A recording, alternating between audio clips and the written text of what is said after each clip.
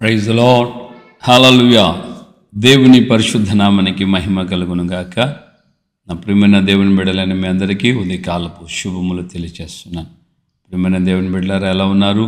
మన ప్రభువు రక్షకుడైన యేసయ్య ఇంతవరకు మనల్ని ఆయన కాపాడి సంరక్షించి ఆయన బలపరిచి నడిపిస్తున్నారు. అందుని బట్టి మనము మానక ఆయనకు కృతజ్ఞతాస్తుతులు చెల్లిస్తూ ప్రభు యొక్క నామాన్ని మనం స్తుతించి ఘనపరచబద్దులమై ఉన్నాం. Praise the lord. హల్లెలూయా. సో మీరు ఆయా ప్రాంతాల నుండి మీరు వాక్యాన్ని వింటున్నారు.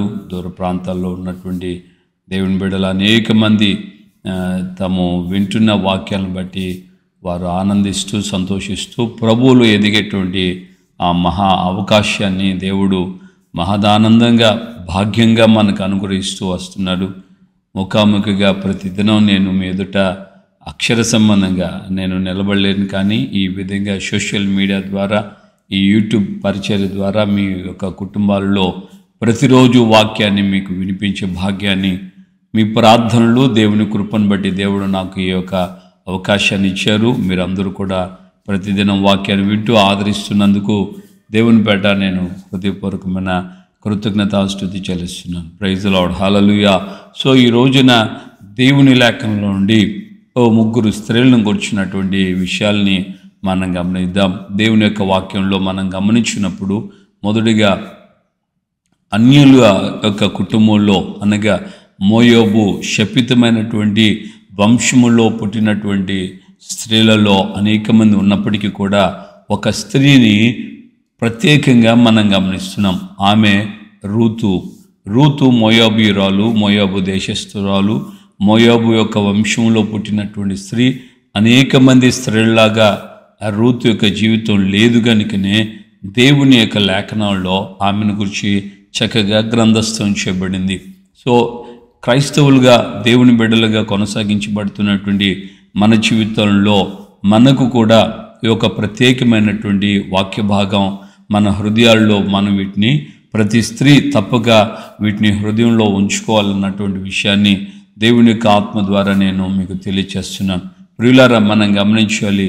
ఈ రూతు జీవితంలో ఆమెను గురించి బోయోజు అంటున్న మాట ఏంటంటే, నీ మొదటి ప్రవర్తన కంటే నీ వెనకటి ప్రవర్తన, నీ మొదటి దానికంటే తర్వాత ప్రవర్తన చాలా చాలా ఘనమైనది, ఉన్నతమైనది, శ్రేష్టమైనది. నీ మొదటి సత్ప్రవర్తన కంటే వెనకటి సత్ప్రవర్తన మరీ అధికము అని దేవుని యొక్క లేఖనంలో 3వ అధ్యాయంలో మనం గమనించగలుగుతున్నాం. అంటే ఇక్కడ మనం గమనించాలి, ఆ స్త్రీ తను యవ్వనంలో వివాహం చేసుకునేది, కారణాలను బట్టి పరిస్థితులను బట్టి భర్త చనిపోయాడు. సో ఆమె విధవరాలైనప్పటికీ కూడా ఆమె ప్రవర్తన ముందు భర్తకి వివాహం కాక మునుపు ఎలా ఉందో, భర్తతో కాపురానికి వచ్చిన తర్వాత ఎలా ఉందో, భర్త చనిపోయిన తర్వాత కూడా ఎలా ఉందో స్పష్టంగా ఈ బోయోజు వినినవాడై ఆమెతో అంటున్నాడు, అమ్మా నీ మొదటి ప్రవర్తన నీ వెనుకటి సత్ప్రవర్తన మరీ అధికమైంది, మొదటి ప్రవర్తన కంటే వెనుకటి సత్ప్రవర్తన మరీ అధికమైంది అని ఆమెను గురించి ఆయన ఉద్దేశించి పలుకుతున్న మాటలు. దేవుని బిడ్డలుగా ఈ రోజున మన ప్రభు ఎదుట మనం నిలబడగలిగినప్పుడు మన యొక్క జీవితంలో కూడా మనం ఈ విధమైన సాక్ష్యాన్ని పొందగలిగినటువంటి పరిస్థితి మనకు రావాలి.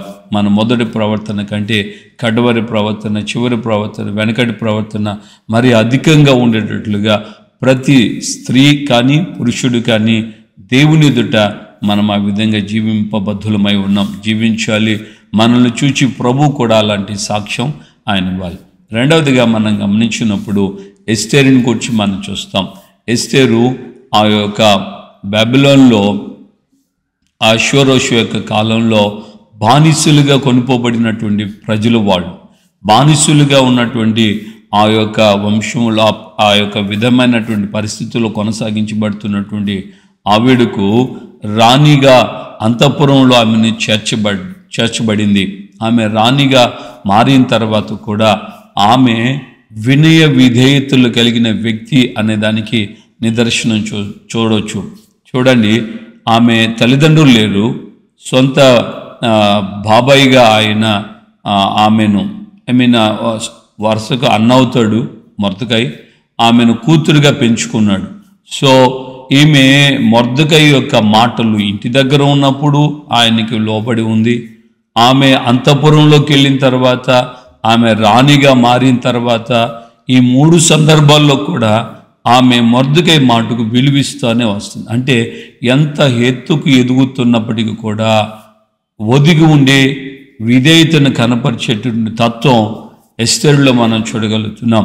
అందువల్లనే ఒక బానిసగా ఉన్నటువంటి ఆ స్త్రీ కూడా ఆ దేశంలో ఆ రాజుకి రాణిగా మారింది, ఆయన భార్యగా మార్చబడింది. దేవునికి మహిమ కలుగును గాక. నా ప్రియమైన దేవుని బిడ్డలారా, మన జీవితంలో విధేయత, వినయం అనేది ఒకరోజో 2 రోజులతో కాదు. మన జీవితకాలము ఎదుగుతున్న కొలది తన పినతండ్రిగా ఉన్నటువంటి ఆ యొక్క మొర్దెకై మాటలకి ఆమె పరిపూర్ణంగా విధేయత కనపరుస్తూ వచ్చింది. నేను రాణినయ్యాను అన్నటువంటి సందర్భంలో కూడా ఆమె గర్వించలేదు. నేను ఇప్పుడు అంతఃపురంలో చేర్చబడ్డాను కన్యకగా అని అప్పుడు కూడా గర్వించబడలేదు. సో ఆమె ఇంటి దగ్గర ఉన్నప్పుడు ఆయనకు లోబడింది, అంతఃపురంలో చేర్చబడింది కన్యకగా, అప్పుడు లోబడింది, రాణిగా అయింది, అప్పుడు కూడా లోబడింది. అంటే ప్రతి స్త్రీ తన భర్తకు, తనను నడిపిస్తున్న వ్యక్తులకి ఆధీనురాలై ఉండటం అనేది చాలా ప్రాముఖ్యం. ఈ రోజున అనేక కుటుంబాల్లో సమస్యలకు మూలం ఏంటంటే తిరుగుబాటు.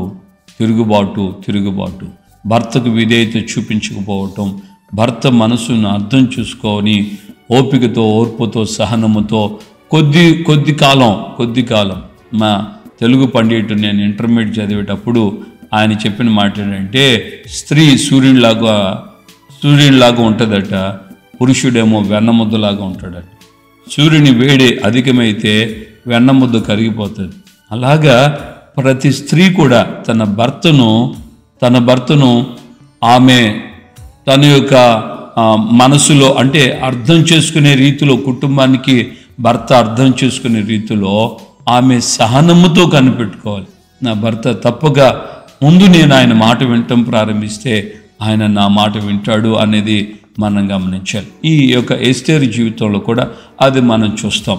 సో ఎస్తేరు రాజు దగ్గరికి వెళ్ళేటప్పుడు రాజు ఎలాగ ఉంటే ఇష్టపడతాడని మొర్దెకై చెప్పాడో, ఆ యొక్క మొర్దెకైతో పాటు నపుంసకుల అధిపతి అయినటువంటి వ్యక్తి చెప్పినట్లుగా, సో ఆమె హేగే నిర్ణయించిన అలంకారంతోనే రాజు దగ్గరికి వెళ్ళింది.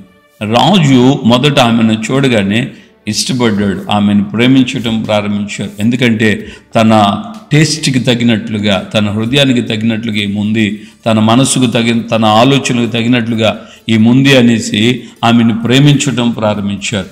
సో ఆ విధంగా రాణిగా మారినటువంటి ఆ యొక్క ఎస్తేరు యొక్క జీవితంలో రాజు దగ్గరికి ఒక రోజు వెళ్ళి, అయ్యా నాకు ఒక చిన్న విన్నపం రావాలి, నేను విందు చేస్తున్నాను రండి అని అంటే, రాజు ఆమె మాటకు విని వచ్చాడు.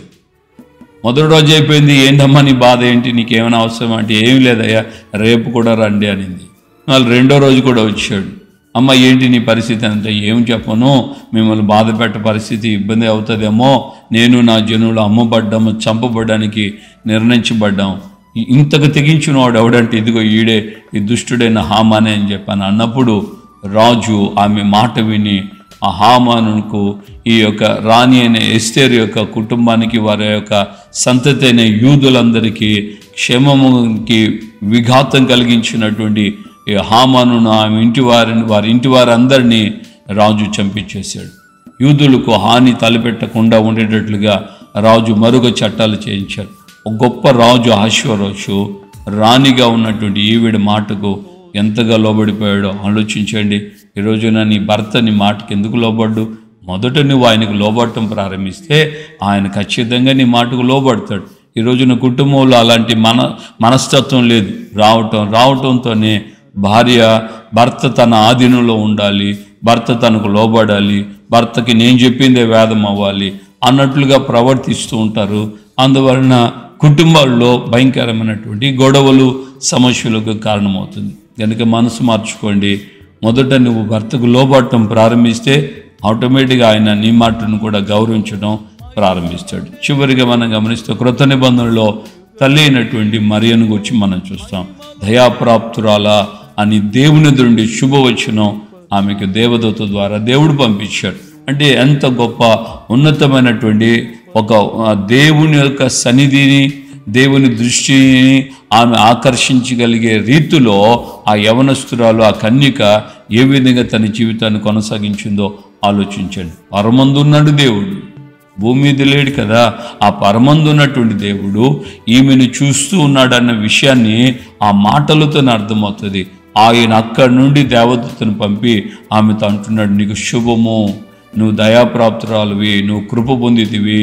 ఎన్ని గొప్ప మాటలు, ఆమెను బలపరిచే మాటలు. ఈ శుభవచనం ఏంటో అని ఆమె ఆలోచిస్తూ ఉండగానే దేవదూత అంటుంది, నీవు పరిశుద్ధాత్మ వలన గర్భవతి అవుతావు, నువ్వు కుమారుని కంటావు, ఆయనకి యేసు అని పేరు పెడతావు, ఆయన తన ప్రజల యొక్క పాపము నుండి వారిని విడిపిస్తాడు. ఈ శుభవచనాలన్నీ ఆమె చెవిన పడుతూ ఉన్నాయి. దేవుని బిడ్డలారా, ఒకసారి ఆలోచించండి.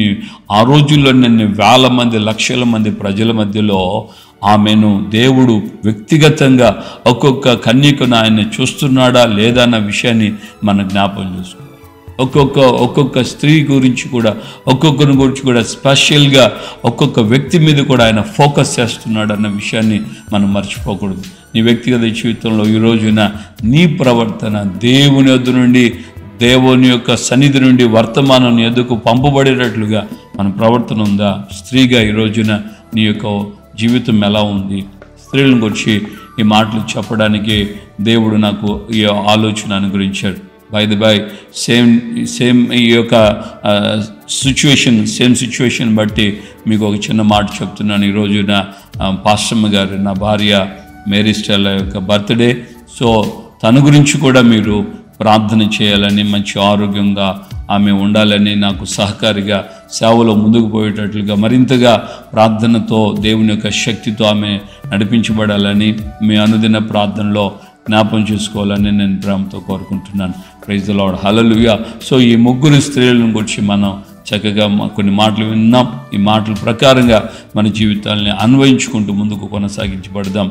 ఎస్తేరు వలె, రూతు వలె, మరియ తల్లి వలె మన జీవితాలు మనం కొనసాగించుకొని ప్రతి స్త్రీ కూడా తన కుటుంబంలో ఈ విధమైన ఫార్ములా అనుసరించండి. తప్పకుండా దేవుడు ఖచ్చితంగా మీ జీవితాల్లో, మీ కుటుంబాల్లో గొప్ప ఆనందాన్ని, సంతోషాన్ని ఆయన కలుగు చేస్తాడు. ప్రభు మీకు తోడుగా ఉండను గాక. ప్రార్థన. ప్రేమగల తండ్రి, ఈ ఉదయకాలం మందునైనా నీ బిడ్డలైన మా అందరితో మీరు మాట్లాడారు. కేవలం ఒక స్త్రీల గురించి మాత్రమే కాదు, కానీ ప్రభు ప్రతి ఒక్క సహోదరి నిమిత్తమై మీ ఎదుట మేము నిలబడే రోజున ఆ విధమైన సాక్ష్యం మేము పొందేటట్లుగా మా జీవితాలను మీరు సరిచేయండి. ఆయన రూతు బోయేజ్ ద్వారా సాక్ష్యం పొందింది.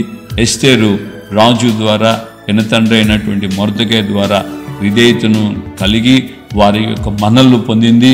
అలాగే తమ యొక్క ప్రవర్తనను బట్టి, తన ప్రవర్తనను బట్టి పరము నుండి, మీ యొద్ద నుండి మీ దూత ద్వారా తను పొందినటువంటి ఆ సాక్ష్యం తల్లి అయినటువంటి మరియను గురించి మేము వింటున్నాం. అందుకే ఆవిడ ధైర్యంగా చెప్పింది, ఇది మొదలుకొని అన్ని తరముల వారు నన్ను ధన్యురాలు అంటారని.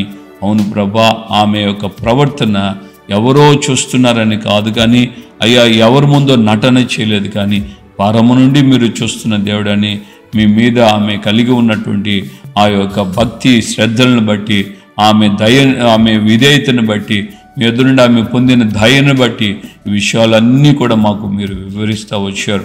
అందుని బట్టి మీ స్తోత్రం. అలాగే నాకు మీరు జతపరిచిన భార్యకు కూడా అయ్యా ఈ రోజున ప్రత్యేకమైన అయ్యా తన జన్మదినోత్సవాన్ని జరుపుకునే కృపనిచ్చారు. అందుకే మీకు స్తోత్రాలు.